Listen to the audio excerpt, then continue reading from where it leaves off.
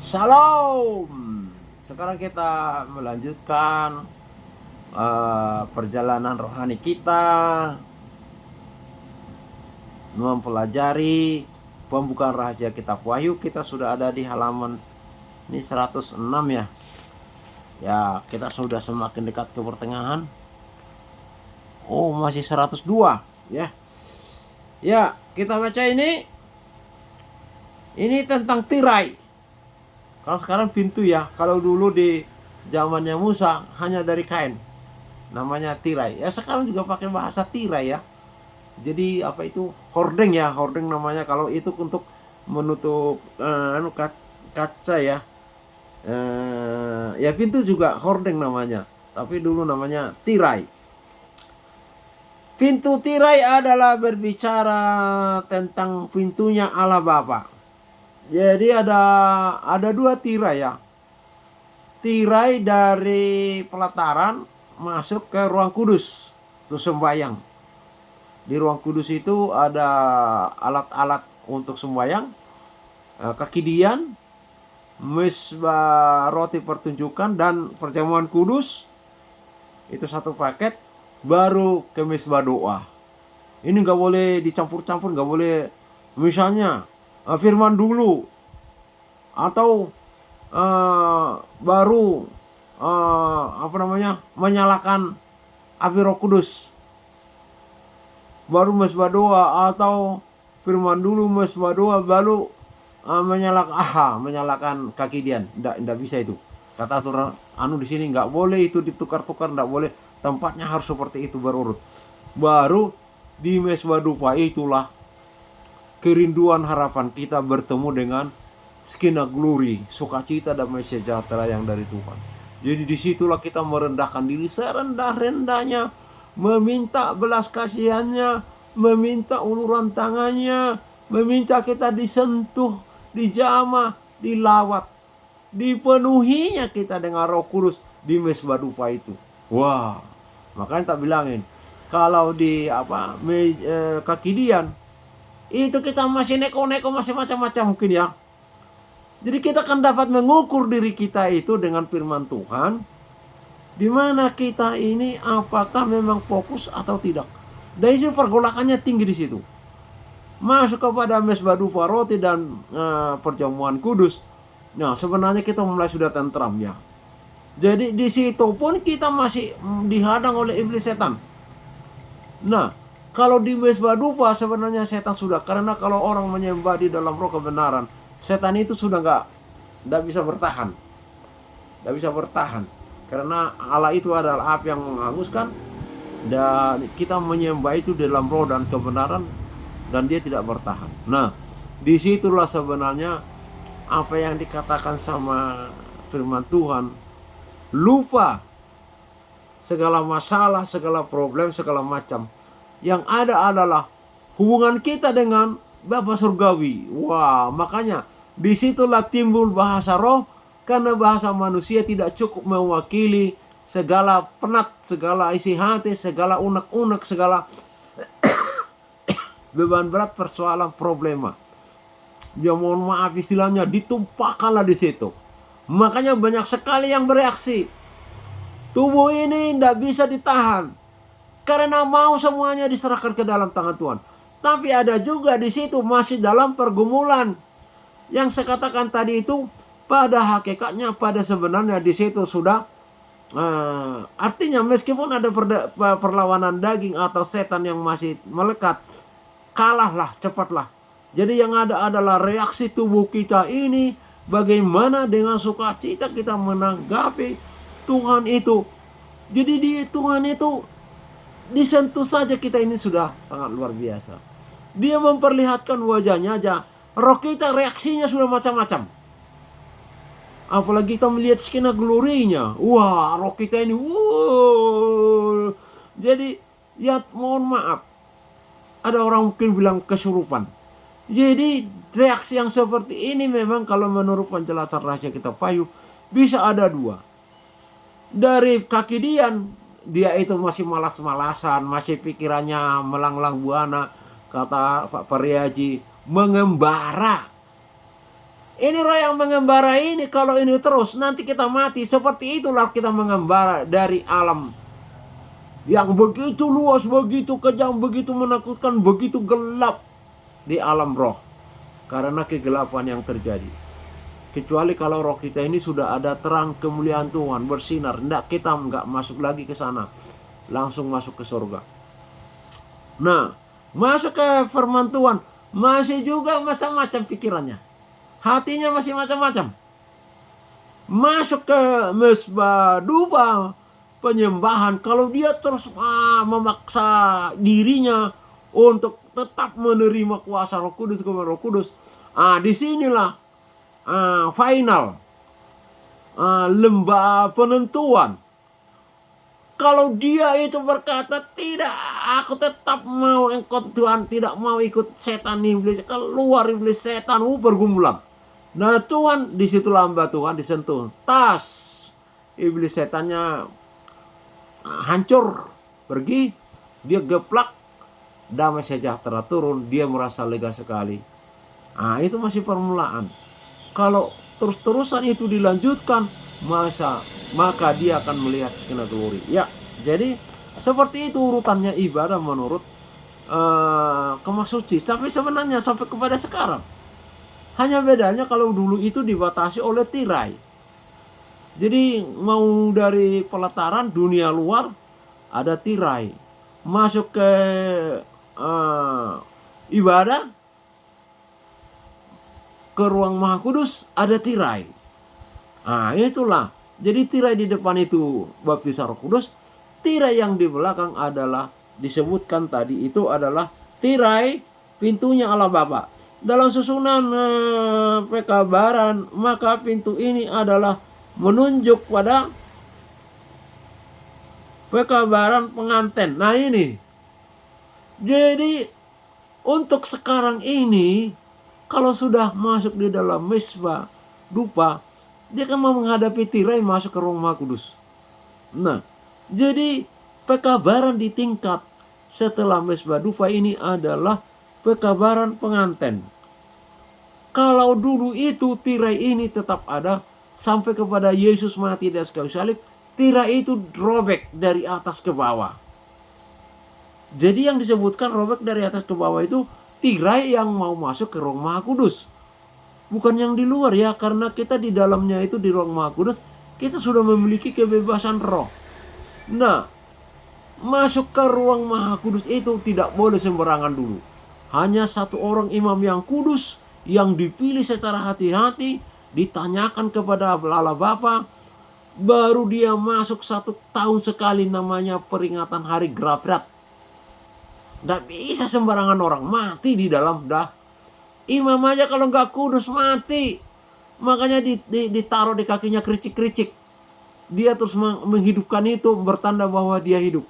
Kalau ditunggu begitu lama nggak bunyi kericikan itu, maka dia mati. Ditariklah kakinya itu yang sudah diikat dengan tali. Nah, tapi sekarang orang yang sudah dewasa rohani, yang sudah penyembahannya di mesbah dupa sudah oke sama Roh Kudus, itu sudah bisa langsung ke ruang Maha Kudus, ke Skena Glory. Nah sekarang kita masuk ke ruang Maha Kudus itu membawa dengan darah Yesus itu loh. Jadi kita bisa mengalami semua umat Tuhan Skena Glory. Wah, sangat luar biasa. Sangat luar biasa kalau kita itu berjumpa dan melihat Skena Glory. Kita tidak mati. Itu sangat luar biasa. Wah, jadi nggak bunga. Ya boleh kita melihat wajah Yesus, tapi tidak perlu melihat wajah Yesus. Sinar Skena Glory aja sudah cukup bagi kita. Sudah sangat luar biasa. Itu langsung menceritakan bahwa yang mengeluarkan Skena Glory itu adalah Yesus. Itu loh banyak pengalaman dari teman-teman muslim dan muslimah, utamanya muslimah. Saya aja masih belum melihat secara roh Skena Glory. Hanya saya yakin dan percaya. Nah mereka secara roh sudah diobatkan rohaninya, mata rohaninya bisa melihat. Nah itu, ketemu dengan itulah tujuan kita. Ya, jadi pekabaran pengantin itu kalau bicara dengan tirai. Nah ini pengabaran pengantin ini Ini nanti modelnya akan terjadi di depan ini oleh 12 rasul hujan akhir. Nah, ini pokok-pokoknya kalau gereja pengantin, penggambaran pengantin. Iya. Jadi polanya itu adalah kasih. Kasih yang menyentuh sampai hati yang terdalam. Kasih yang merasakan bagaimana sukacitanya dengan pemberi kasih itu. Jadi analoginya ialah seorang laki-laki dan seorang perempuan jatuh cinta, berkasih-kasihan. Jadi ya saya ini tidak tahu ya kok apa sih bedanya cinta dengan kasih. Ini terpikirkan ini beberapa waktu yang lalu. Kalau cinta itu emosional dan bisa timbul tenggelam seperti cinta monyet katanya. Itu belum dewasa itu. Kasih itu hanya terlalu kepada kedagingan.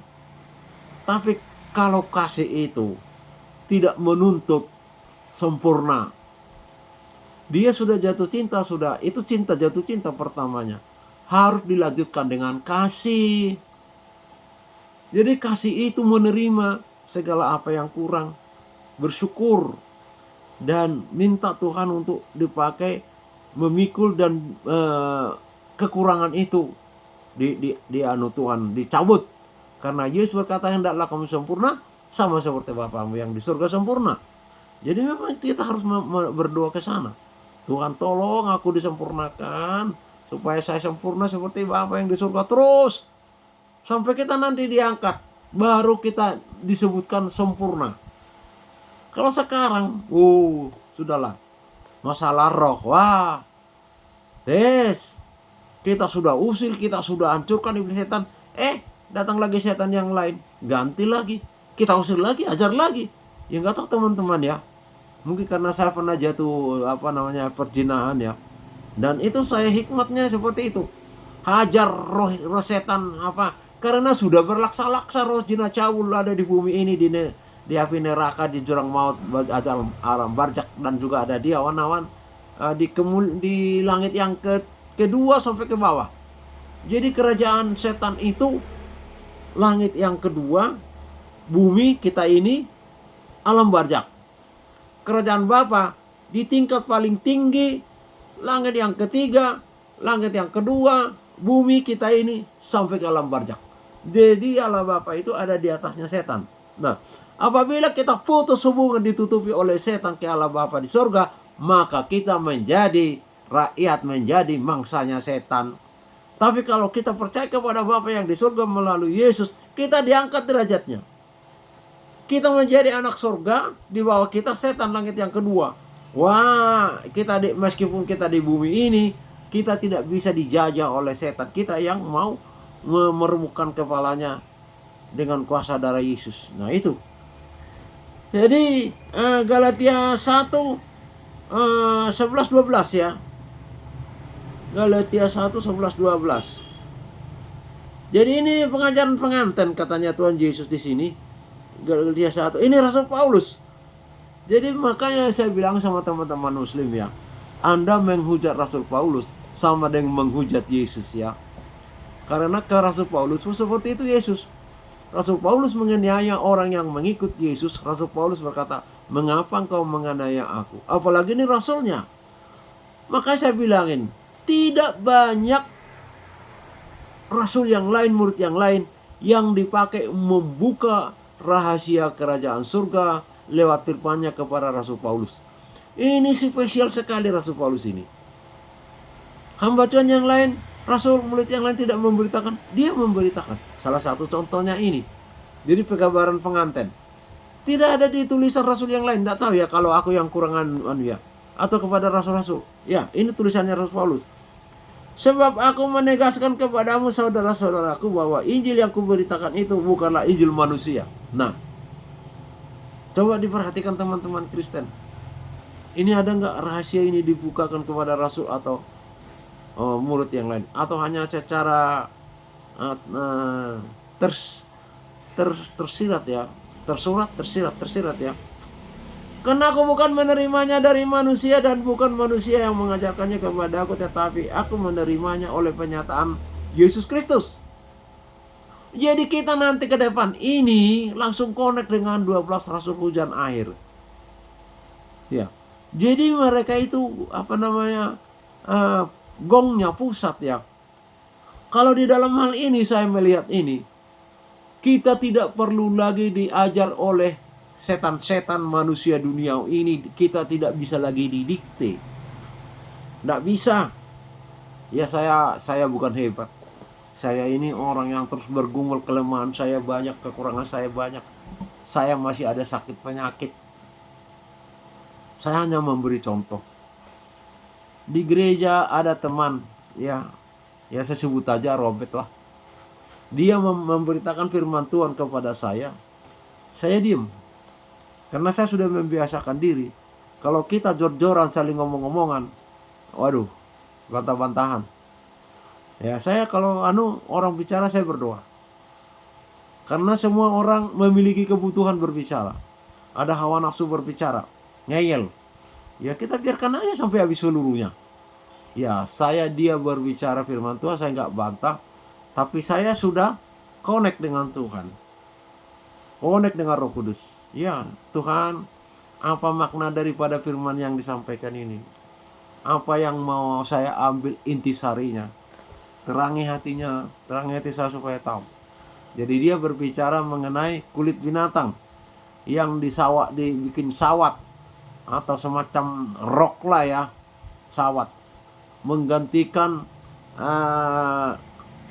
daun-daun yang ditenun atau dijalin, dihubung-hubungkan oleh Adam dan Hawa karena mereka merasa malu, sudah tubuh kemuliaan, pakaian kemuliaannya sudah gak ada.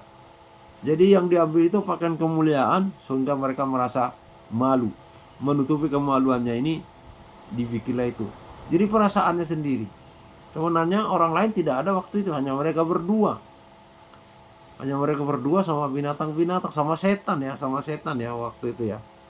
Nah mereka malu. Ya tapi terus bagaimana daun-daunan itu bisa menutup kemaluannya seperti itu? Ya gak sempurna lah. Nah oleh Bapak Yahweh itu binatang dipotong, kulitnya itu dibikin untuk sawatnya mereka. Ya jelaslah lebih aman, lebih sempurna lah daripada daun. Menutup kemaluan intinya. Nah teman ini ngomong bahwa kulit binatang itulah kulit kita ini yang membungkus semua tubuh kita. Nah di sini saya tertak diberitakan Roh Kudus. Maksud saya di dalam pemberitaan yang akan datang kita akan bisa cek orang Kristen yang mengaku Kristen atau orang yang menyusup dari Kristen menjadi serigala-serigala pembinasa. Kita langsung tahu ajarannya sesat. Kita demikian maksudnya nih pengajaran pengantin ini langsung penyataan Yesus Kristus langsung dinyatakan. Nah, berbicara mengenai sawat dari kulit binatang supaya kita tidak malu. Kalau itu adalah kulitnya kita, kenapa kita masih tetap pakai baju?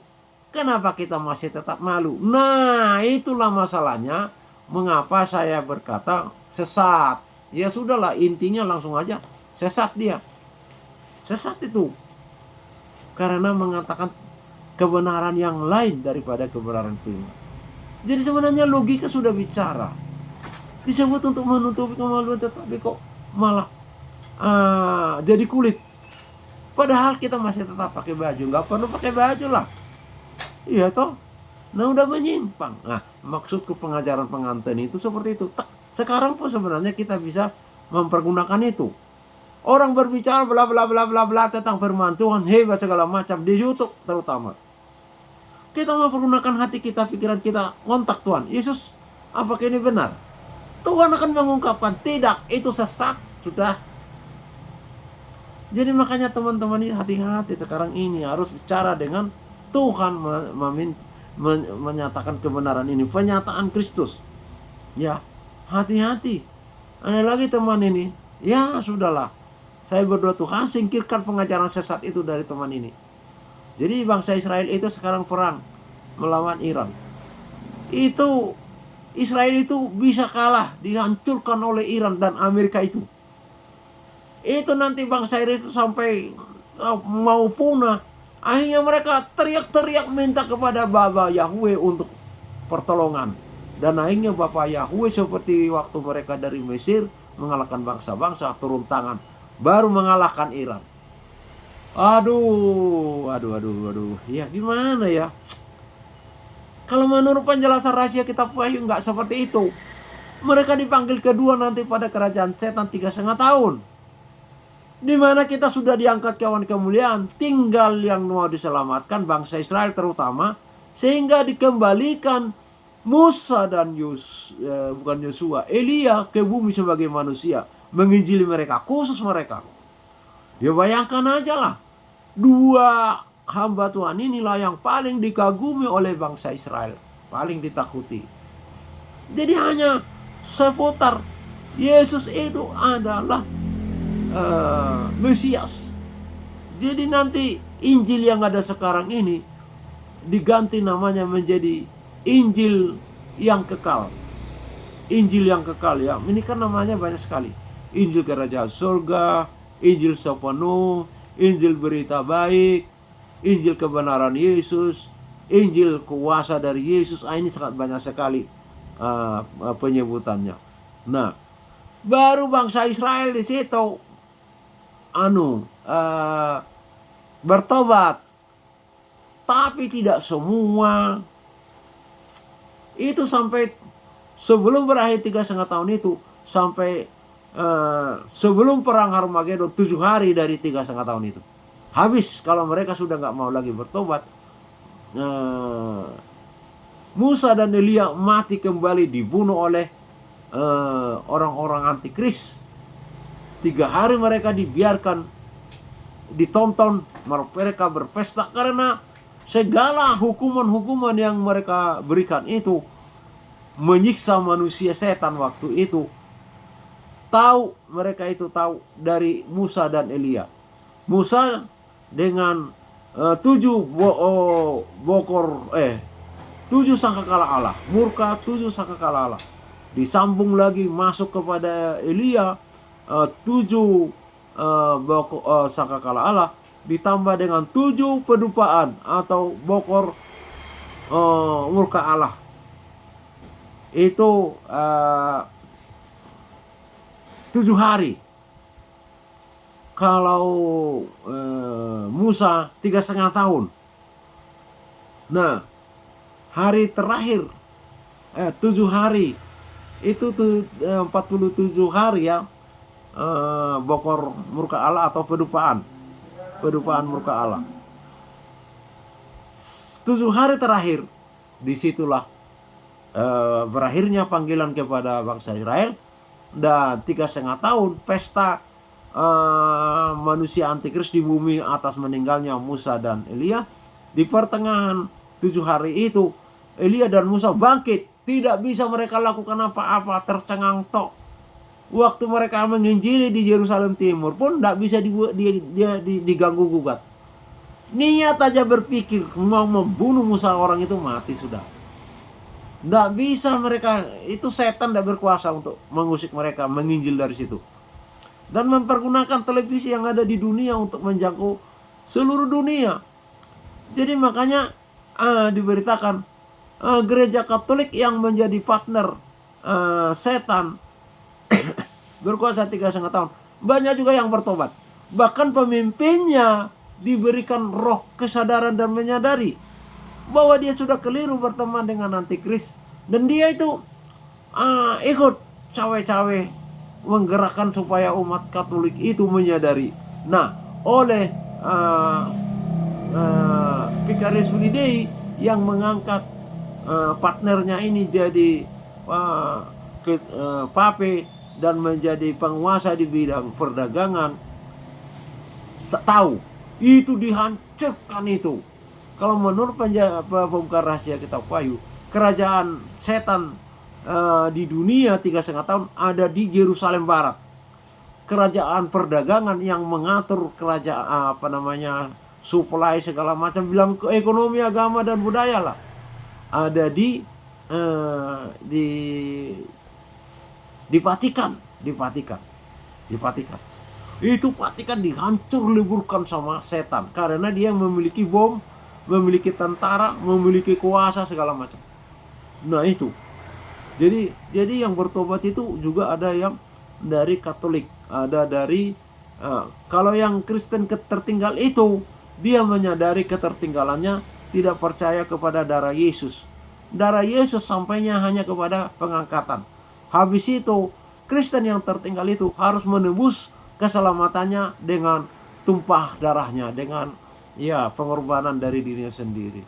Jadi itu nanti yang diseberangkan ke kerajaan Tuhan Yesus 1000 tahun damai. Israel yang bertobat itu, gereja Katolik yang juga bertobat itu, dan Kristen yang tertinggal. Ini 3 jenis ini loh sebenarnya sudah dimuliakan, dikuduskan, itu sudah diseleksi masuk kepada 1000 tahun kerajaan Tuhan Yesus. Tetapi mereka nanti pada akhir 1000 tahun itu dicoba, diuji lagi sama Tuhan Yesus dengan mengeluarkan iblis setan dari penjaranya di alam barzakh. Mereka itu bermain mata lagi. Setengah kerajaan manusia dalam kerajaan 1000 tahun mengikut lagi setan, melakukan lagi perang namanya Gog dan Magog. Disitulah api membakar bumi, segala yang hidup hangus mati. Setengahnya sudah diangkut sebelumnya, karena mereka tidak boleh ikut dalam perang dan tidak boleh mereka ikut mendirikan. Sudah diubahkan, dan makanya itulah pengangkatan umum kedua. Banyak pengangkatan sekarang, tetapi yang menjadi pembicaraan dalam hal ini adalah pengangkatan umum pertama waktu materai ke-6. Ini kita satu tinggal materai lain loh, materai 5. Tapi ini ujian berat ini, materai 5 ini. Sudahlah. Wah, sudah, kita harus seperti Ayub. Ya, kita jangan berkata lebih baik mati daripada murtad. Kita tidak mati dan kita tidak murtad. Dah. Kalaupun kita mati, dihidupkan kembali. Yohanes 11 ayat 25-26. Nah, itu. Nah, itulah sebabnya kita harus belajar pembukaan rahasia kitab ini. Ayat 12. Karena aku bukan menerimanya dari manusia, dan bukan manusia yang mengajarkannya kepadaku, tetapi aku menerimanya oleh penyataan Yesus Kristus. Itu langsung kita. Misalnya ada pendeta datang, tapi sudah diisi oleh setan, menguasai firman Tuhan, bla bla bla bla bla, langsung dinyatakan oleh Yesus Roh Kudus tidak benar, sesat, tolak aja, tidak usah terima ajakannya segala macam. Iya, kita langsung tahu itu pengajaran sesatnya. Apalagi sekarang sudah banyak sekali penyesat. Sebab kamu telah mendengar tentang hidupku dahulu dalam agama Yahudi tanpa batas, aku menganiaya jemaat Allah. Ini jemaat Allah ini yang dianiaya Rasul Paulus. Tetapi Yesus berkata, mengapa engkau yang menganiaya aku? Siapakah engkau Tuhan? Yang kuaniaya adalah manusia. Akulah Yesus yang kau aniaya. Seperti apa? Seperti pahlawan revolusi siapa itu? Kapten Tandean ya. Mana Nasution? Saya Nasution. Tangkap, hajar, siksa. Nah, seperti itu juga Yesus mengakui dirinya yang dianiaya. Jadi siapa yang menganiaya orang yang dikasihi Tuhan, umat Tuhan, menganiaya Yesus, ya teman-teman Islam, ya hati-hatilah akan berhadapan dengan Tuhan Yesus. Tuhan Yesus itu adalah api yang menghanguskan. Segala kuasa di surga dan di bumi sudah ada di tangannya. Berarti alam semesta. Ayat 14, ayat 13. Udah ya. Sebab kamu telah mendengar tentang hidupku dahulu dalam agama Yahudi tanpa batas, aku menganiaya jemaat Allah dan berusaha membinasakannya. Dan sudah ada yang dibinasakan. Ya. Jadi kita sampai di sini ya. Ini sama dengan pemberitaan rahasia pengantin. Ini masih ada lagi ayat, ini kita selesaikan tiga ayat ini ya. Ini makanya ya kitab Wahyu ini berbicara satu ayat aja, karena ke perjanjian lama, ke perjanjian baru, dan yang akan datang. Nah ini kitab Wahyu. Jadi cakupannya, kalau boleh saya katakan, menurut ini bahwa kitab Wahyu adalah intisari Kejadian sampai kepada kitab kitab Yuda ya, yang terakhir. Antara perjanjian baru dengan Wahyu itu ada kitab yang terakhir. Nah, itu intisarinya ini. 1 Yohanes 2:27. Iya, 1 Yohanes. Ini ciri-ciri khas pemberitaan gereja pengantin. 1 Yohanes 2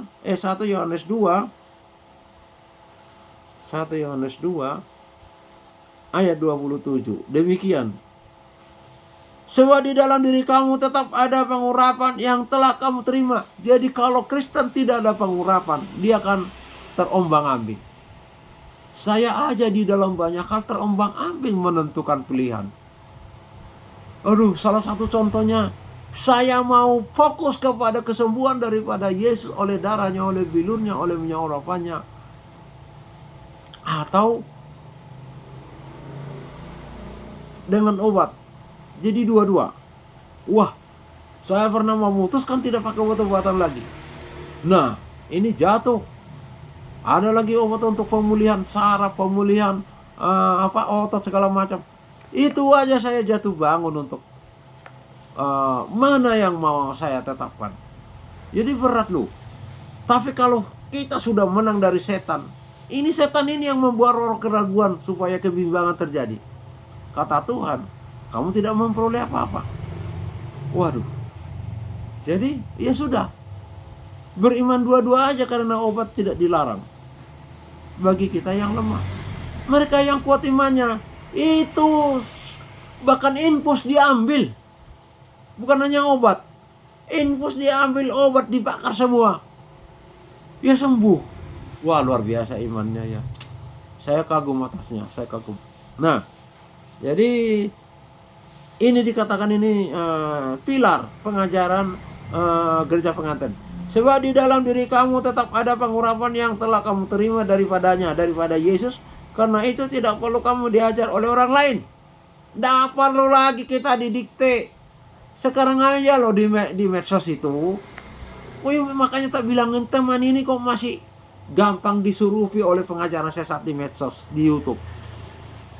Tidak ada dasarnya itu. Israel hancur dulu sepunah-punahnya, tinggal mungkin berapa orang yang ditinggali oleh Iran.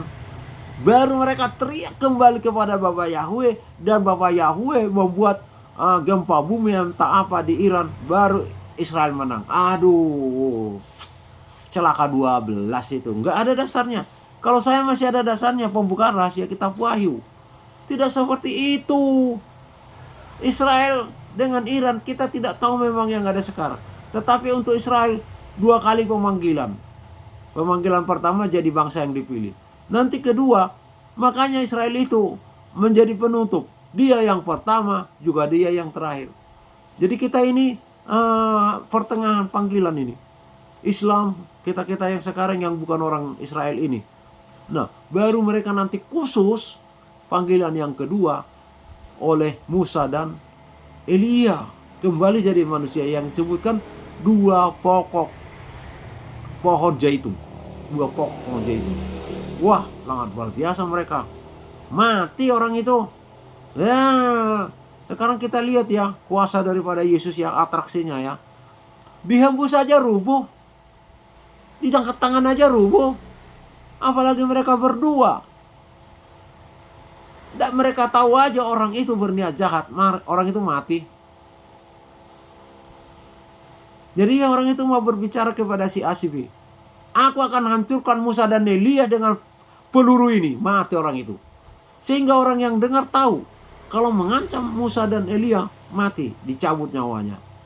Gempar. Akhirnya mereka nggak bisa lagi bermaksud pikiran apapun terhadap 2 orang ini. Selama 3,5 tahun dikurangi 7 hari. Ya itu ya. Jadi udah ini nggak boleh sama dengan yang tadi ini. Tetapi sebagaimana pengurapannya mengajar kamu tentang segala sesuatu dan pengajarannya itu benar, tidak dusta, dan sebagaimana ia dahulu telah mengajar kamu, demikianlah hendaknya kamu tetap tinggal di dalam dia. Sudah tidak ada Alkitab ini. Sudah nggak ada Alkitab. Sudah tidak ada Alkitab ini dan Alkitab ini. Sudah tidak ada, sehingga yang mengajar kita ini adalah urapan Roh Kudus itu yang mengajar kita untuk menangkis. Tinggal kalau dibilang minoritas masih penting ya. Itu sekarang ini ya seperti non-Kristen, non-Islam itu masih banyak. Jadi meskipun minoritas, tetapi kadang-kadang menjadi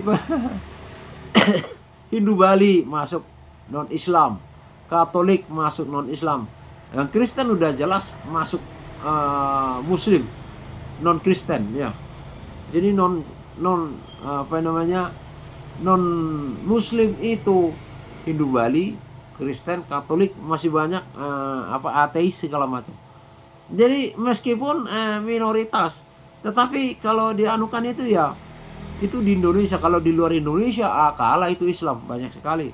Mayoritas itu Kristen, karena Islam 1,7, Kristen itu katanya 2,1 lah. Nah, seperti itu. Nah, jadi nanti kalau kepada kejadian materi kelima tidak ada lagi. Mereka semua sudah masuk ikut antikris. Bukan Islam jadi pemimpin.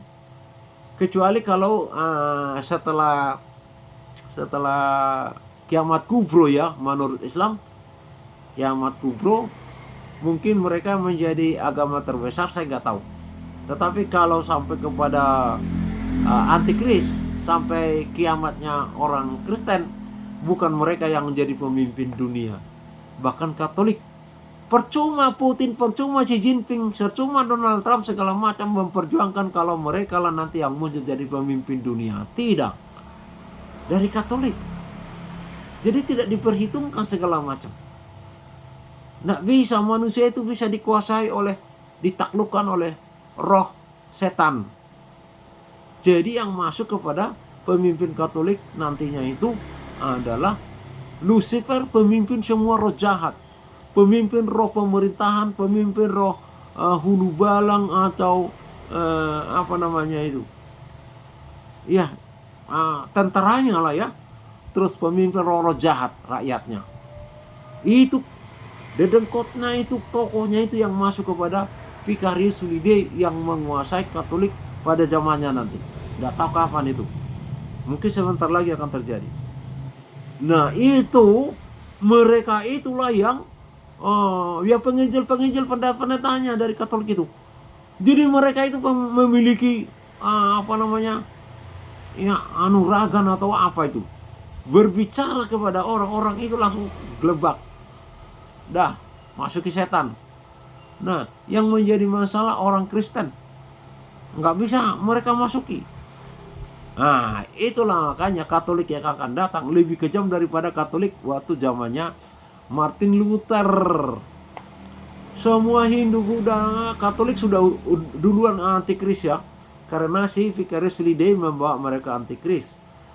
Nah terus yang menggantikan Vicarius Filii diangkat sendiri oleh Vicarius Filii yang akan partnernya nanti menjadi penguasa di bidang agama, budaya, sama ekonomi. Utamanya ekonomi, dikup sama dia.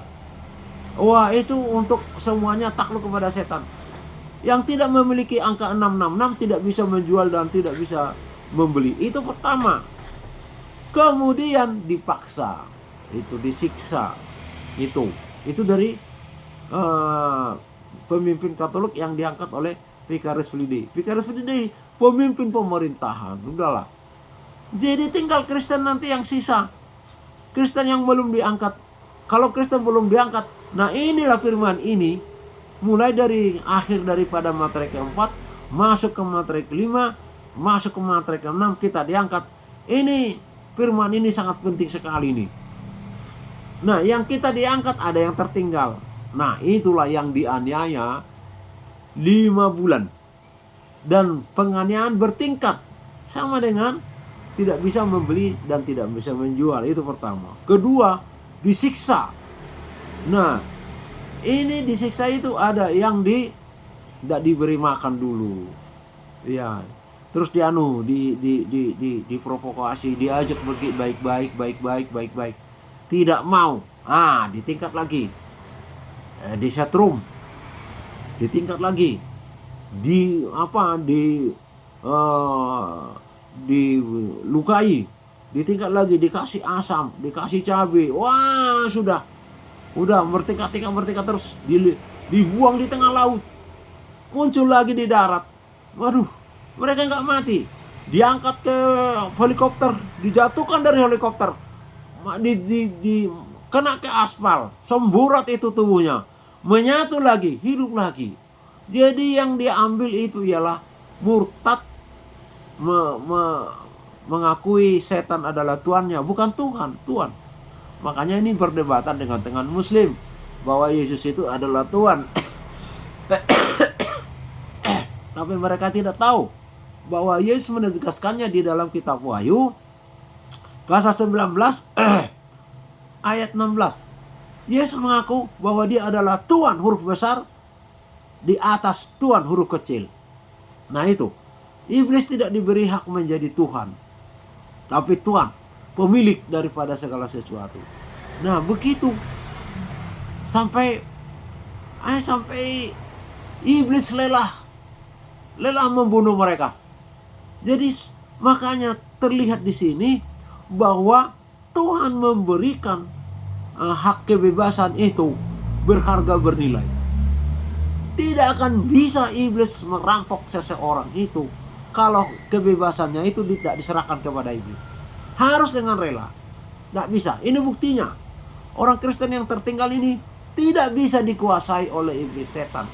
Tetap percaya kepada Yesus meskipun disiksa sampai lelah. Sampai 5 bulan tidak bisa mati. Itu sudah gak karu-karuan lagi siksaan, seperti orang yang ditarik dari dapur perapian. Ya. Itu sampai kepada pemujaan patung. Pemujaan patung, disuruh berdiri untuk memuja ke tanda kesetiaannya kepada patung. Mereka tidak mau berdiri. Disuruh sujud, mereka tidak mau sujud. Diberondong dengan senapan. Kalau itu mati ya nggak salah, mati. Karena yang nggak bisa mati itu 5 bulan itu. Habis itu mati, mereka masuk ke surga. Wah, itu sangat luar biasa. Nggak mau sujud menyembah patung. Wah, jam 5 pagi disuruh sama keluar. Di sweeping itu rumah-rumah. Nggak mau, tembak, dar. Lebih baik mati, karena ada harapan dihidupkan kembali. Nah itulah, terpujilah Allah. Oh ada satu lagi ya. Ada satu lagi nih, Yeremia 33. Ini pilar pemberitaan Injil sepenuh. Ya, Matius, Markus, Lukas, Yohanes. Itu Injil sepenuh juga sebutannya.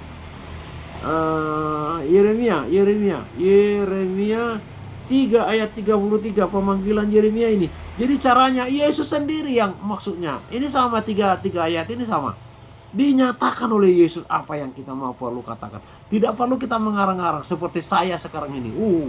Belum apa-apa sudah tak karang. Nanti seperti tidak berlaku. Jadi makanya percaya saja sudah. Modal percaya, Tuhan nanti akan mengaruniakan sudah. Atau ya boleh juga ya, kalau berkhotbah ya harus persiapan diri, memang harus tanya Tuhan ya apa yang dibutuhkan oleh umat dari firman-Nya yang mau disampaikan. Ya ini. Jadi Yeremia 33 ya. Ternyata 33 ayatnya yang ketiga ya. Nah ini seperti ini caranya. Beginilah firman Tuhan. Kota ini akan ini apa ini? Yeremia 38. Yeremia 33 pemanggilan nabi ini sebagai nabi Yeremia. Ini katanya ya. Sebab beginilah firman Tuhan Allah Israel mengenai rumah-rumah di kota ini dan mengenai gedung-gedung istana Raja Yehuda yang dirobohkan untuk dipakai terhadap tembok-tembok pengampungan. Dan ini nggak salah tah? Yeremia 33 ayat 3. Yeremia 33 ayat 3. Tembok-tembok pengampungan dan pedang. 4. Aduh, makanya salah. Ya, enggak begitu. Nah, ini. Berserulah kepadaku, maka aku akan menjawab engkau dan akan memberitahukan kepadamu hal-hal yang besar dan yang tidak terpahami, yakni hal-hal yang tidak kau ketahui. Aku akan memberikan kepadamu hal-hal yang besar dan yang tidak terpahami, yakni hal-hal yang tidak kau ketahui, tapi berseru. Jadi kita tetap punya bagian berseru, ya. Nanti urapan itu yang mengajak, tetapi kita kan gini saja. Tuh sama seperti saya katakan tadi. Dia menyampaikan firman, saya sudah berseru. Tuhan tolong ungkapkan rahasia ini. Apakah ini benar atau tidak? Saya sudah berdoa kontak langsung kepada Tuhan. Benar. Menyimpang, sesat. Dia berkata bahwa kulit binatang itu adalah kulit kita manusia. Loh, maksudnya di situ supaya kita tidak malu, dikasih cawat seperti rok lah ya. Lah kenapa kita masih tetap malu?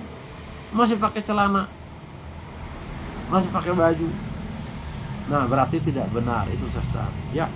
Nah, ini sudah sampai di sini. Terpujilah Allah Bapa kekal selamanya. Haleluya. Amin. Jadi kini ini satu kalimat ini. Ini karena ada apa?